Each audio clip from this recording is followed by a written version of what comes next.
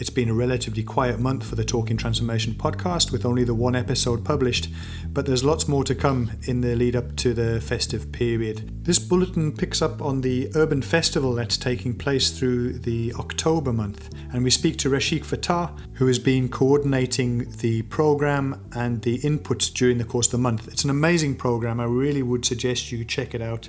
And you'll hear from him what the themes are, who some of the speakers are, and how they've gone about packaging, I think it's 72 different events during the course of the 31-day program. Have a listen to what Rashiq has to say about the program and how you can get involved. So it's just gone 8 o'clock on Wednesday evening here in Cape Town. Across the city, I've got Rashiq Rashiq, how are you keeping? What's news and how have you been keeping? I'm great, Pete. I've been really well and fortunate to be well. Very excited about Urban Festival launching tomorrow. This is it, This is the reason we got you on. You're involved in what looks like an amazing month-long exercise with over 70 different events, pretty much an event a day at least taking place. And this whole question of the Urban Festival, first things first, Rash, what is it and how did it come about? So Urban Festival is a series of virtual engagements of various kinds, from talks to workshops to tours, and it's by a number of partners who have come together to say, look, if we have to activate all of society around the transformation of our cities and towns, then in this particular period and of a pandemic and lockdown, let's run this as much of it as possible virtually, and instead of typically everyone goes to one building or conference and flies there, let's bring all these conversations for free to everyone. So the South African Cities Network and the Civic Tech Innovation Network, along with the Department of Cooperative Governance and Traditional Affairs, we've got Open Cities Lab, Wits Journalism and Media Lab, as well as ICLE, and our Future Cities have partnered with all of these organizations to put together this program and to, I suppose, bring these conversations to as many people as possible.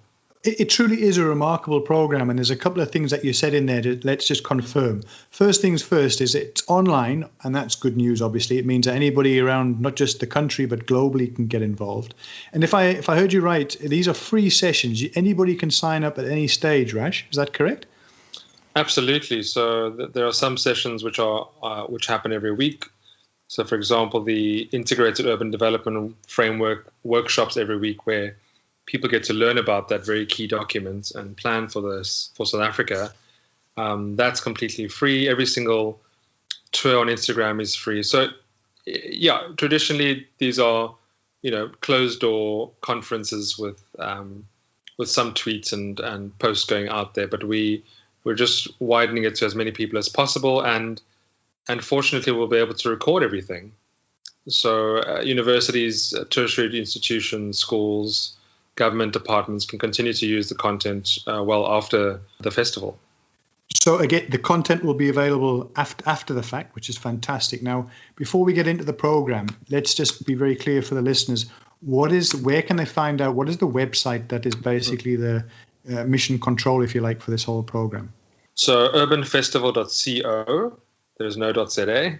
That has the full program. It's also an Urban Festival page on Facebook. And then I think also just follow, COGTA, the Civic Tech Innovation Network, South African Cities Network.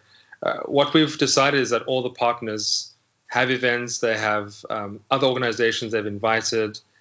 So it's really seen as a partnership between many organizations, and each of these, our Future Cities platforms, if you follow us on Twitter, Facebook, and Instagram, that'll be populated quite frequently with reminders about events. And then this particular event has the theme, or this particular festival, the first one of its kind, has the theme Empowering the Civic, which is, it's questioning ways to enhance government's relationship with people now that we live this sort of semi-virtual, semi-physical world live. And it's asking, what are the opportunities to leapfrog into the future, but to also bring people with us in more exciting ways. The structure of basically the full month's program. We'll talk about the launch tomorrow. I think you've got Deputy Minister Parks Tau addressing live on one of the links.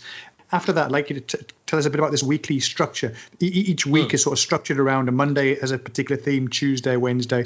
And in fact, it's the full 7 days. It's every single day, including the weekends, is populated. So let's start with tomorrow as the launch. What can people expect? Many people will be hearing this podcast after the event, but they can still get hold of it via YouTube and so forth. But let's hear about what's in store for tomorrow. We're very fortunate to have a festival, not a 2-day or 3-day conference. So tomorrow is myself in conversation with Sumaya Valley, who's the lead of the architecture firm Counterspace, who, as you know, are now globally recognized because they've been commissioned to design the Serpentine Pavilion in London. It's the first South African firm and the first all-female company, I believe, wonderful, to have been commissioned to do that. So, a really inspiring young person who works at that intersection of cities and design and research.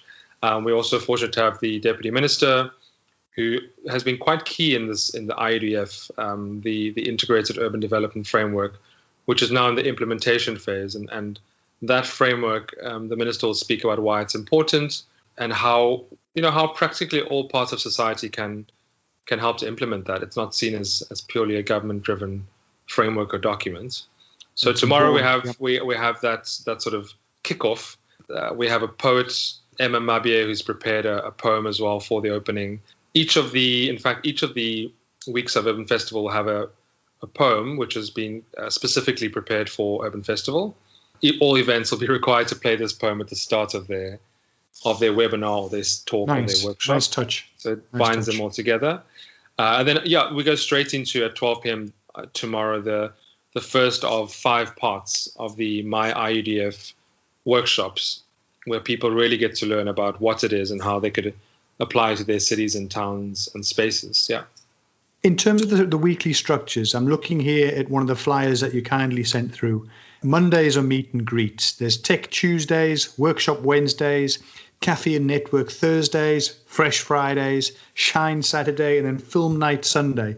Each of these sounds fantastic in terms of an approach and, a particular theme. Do you want to tell us a bit about what led you to structure it around these particular themes? And what would a typical meet and greet Monday look like? What would a typical Workshop Wednesday look like? And what are some of the movies that you're hoping to show on the weekends? Yeah, so we're very fortunate in that, we all have been experienced this divide between, remote working and managing the rest of our lives and possibly even going to the office. So we've put together something which we think can fit into people's lives rather than necessarily force them to always be there when these events actually happen. Some of the films include the film by Urban Think Tank about the Robin Hood housing project estate in the UK.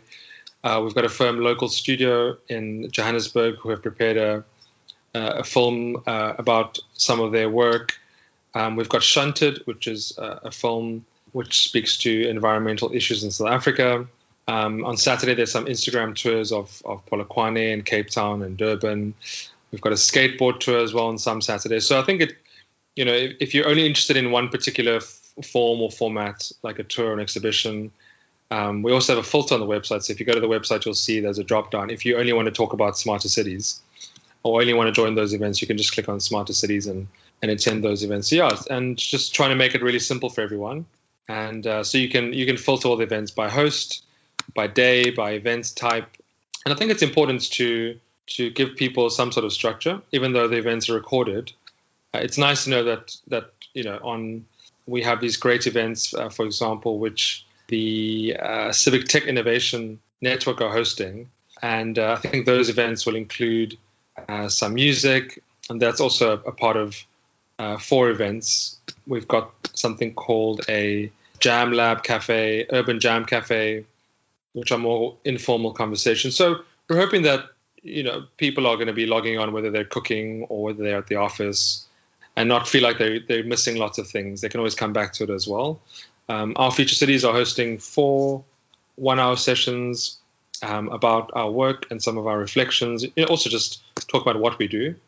So we've got 4 lunch and learns on every Friday, where people can pop in and learn about some of our work in housing, public space, mobility, or smarter cities. The most important thing is not to fill up the month with purely a lot of webinars, but to also just have a space to ponder and think without the the pressure of having, you know, a response for everything quite immediately. I see the young urbanists are involved. There's what looks like a really fun, what do you call it, treasure hunt, interactive. Is it an interactive one, or is it actually going to happen here in Cape Town? What's the thinking behind that, Rashiq? It's a remote activity. I think it is virtual, and people can partner up and discover different parts of the world, still be in the comfort of their home. And it runs on the second part of October. But we also have events 17th, I think, yeah. 17th onwards, and then we also have what we call Tour the Civic, where some of our team are just, you know, taking people through different spaces of Cape Town, Durban, Joburg, and Polokwane. We've got an exhibition which the South African Cities Network are hosting, focusing on what they're calling a visualization studio. So they have been actually trying to visualize what South African future cities look like. And they're presenting some feedback and some visuals from that project. So they'll use creative methods to showcase some of the work. There's also a university which will be showing some student work during the month. There's also a book launch. I'm interviewing Alfredo Brillenborg of Urban Think Tank, who you might know has worked on the Empower Shack in Kailicha and the cable cars in Caracas and various projects around the world. And his book, The Architect in the City, launches this month as well. So I'll be having a chat with my old friend. Yeah, it's as I said, it's a very full program, but I think there's something for everyone. And I think the most important is that everyone feels that they're, regardless of their field or their profession, they can join in, which is just at the core of our future cities and what we do, is just everyone inside and outside of this planning and urbanism fields to just be a part and not feel intimidated to join. On that point, just looking at, again, the event types that you have and the way that you've grouped the different themes, the smarter cities, future cities, mobility, governance, civic engagement, tech, sustainable cities, discovering cities, and then data. Again, anybody who's listening to this podcast, I would like to believe, would be interested in at least one or more of these. There is such a wide and diverse spread of themes that you've put out there that I can only imagine there is, as you say, something for everybody and a diversity of different ways to engage. So, Rashiq, I'm going to say to you, thank you very much for spending a few minutes before your big kickoff tomorrow morning.